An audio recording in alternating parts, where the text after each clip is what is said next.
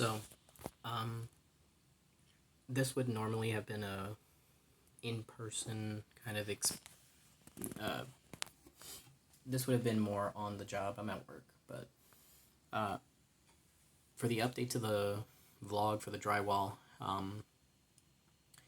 well, basically I messed up in my way of troubleshooting and figuring out where the wires went, and I need to give that for context because I don't want nobody just going to do the boneheaded thing I was doing.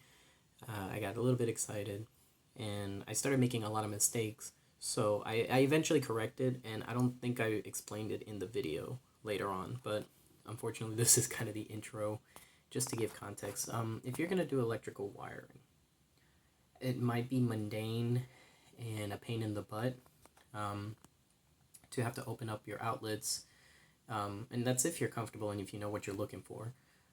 But it can be mundane, but God, that would have saved me a lot of time, a lot of a headache to instead of doing like ripping into my drywall. I think having to open up the one drywall I do was really important, and so that was really key because later on I did need that space, even if I thought it was a waste now.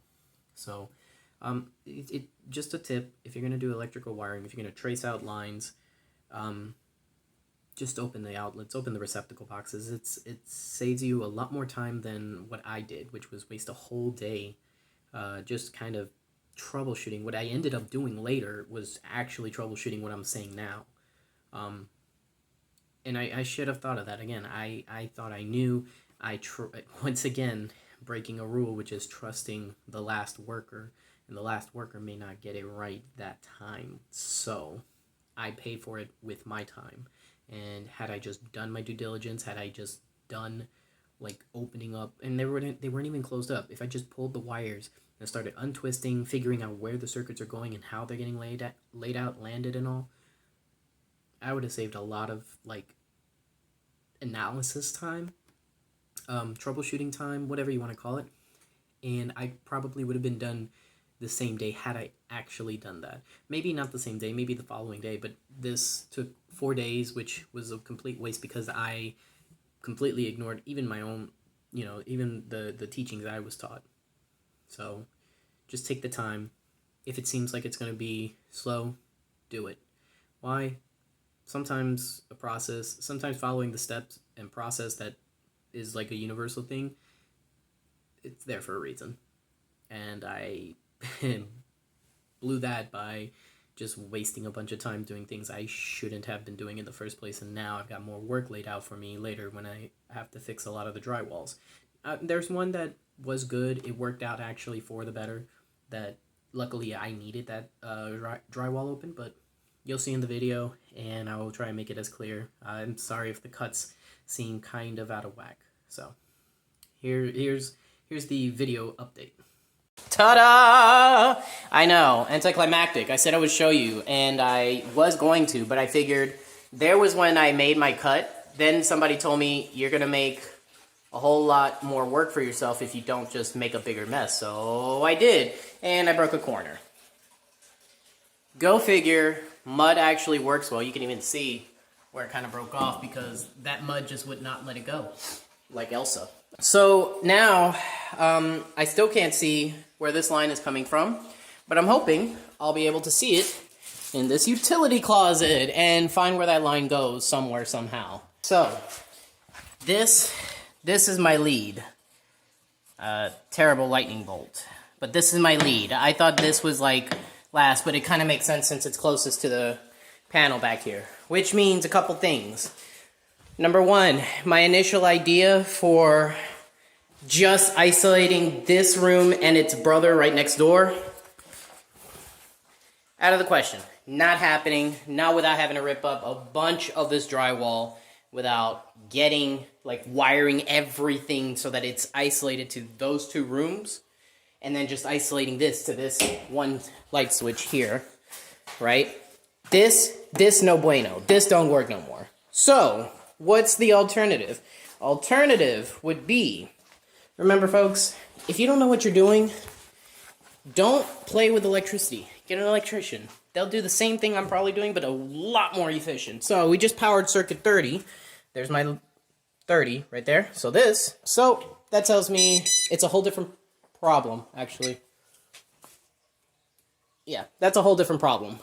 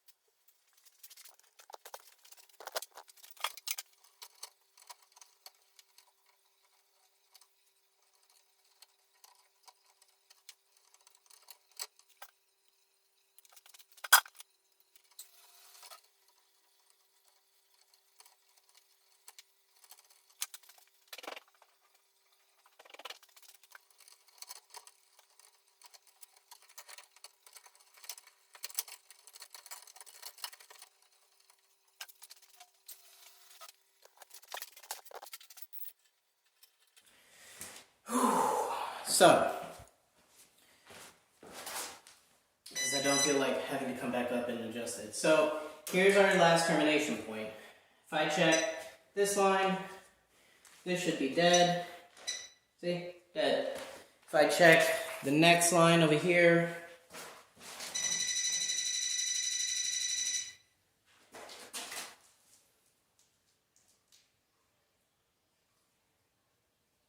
I've been bamboozled.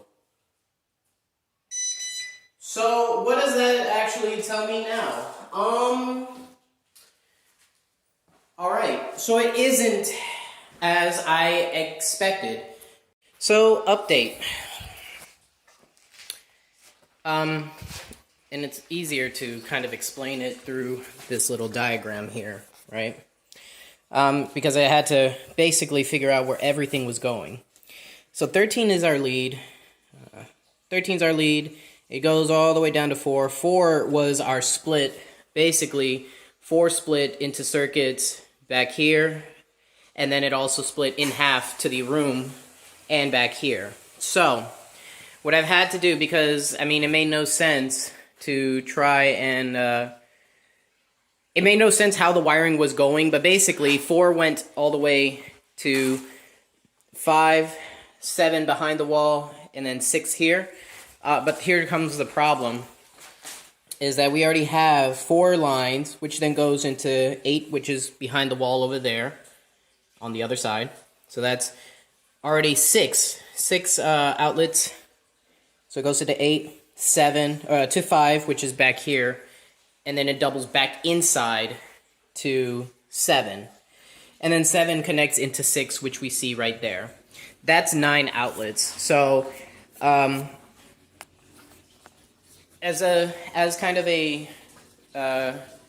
for context, I should stop pointing it into the light. As for context, you're only allowed on a 15 amp circuit, because that's what that is.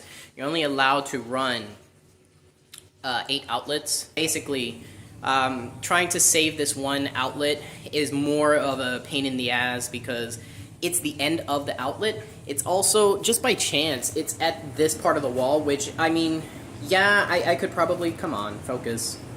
Yeah, I could probably put like a desk here, a table here, I don't know. The idea was that this would be the living room space, the little lounge area where you can watch TV up here. That's what this wall is for, and that's why there's an outlet out here. But this just kind of feels a little awkward. And if I really need to run power, I'll just run a little cable out here. So I'm going to end up just closing this box out. This box is just going to be completely dead. We're not going to power it. I've already disconnected it onto the other side of the wall. And so it's just a matter of closing that up and moving it along. And so what I'm also going to do, because it just so happens, if I look at this line here, that outlet lines up with this runner up here. Now, I don't know if power, I don't believe power is going into that outlet there. So what that tells me is all I just got to do is fish a wire through the wall, through the insulation and down there. And what it's going to effectively do is power up the remaining outlets. So that'll be my lead point that I'm going to splice into one of these one of these switches somewhere. But it's going to basically jump from wherever the switch in here, it's probably going to be from the utility, in here to this one, to that one, and then to that one. That's the basic plan behind it. And so just giving context. So let's see how we do getting that wire in the first place.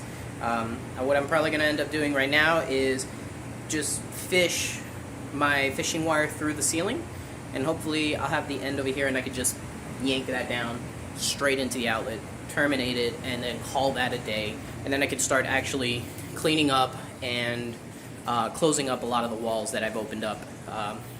So let's do this. Shoot.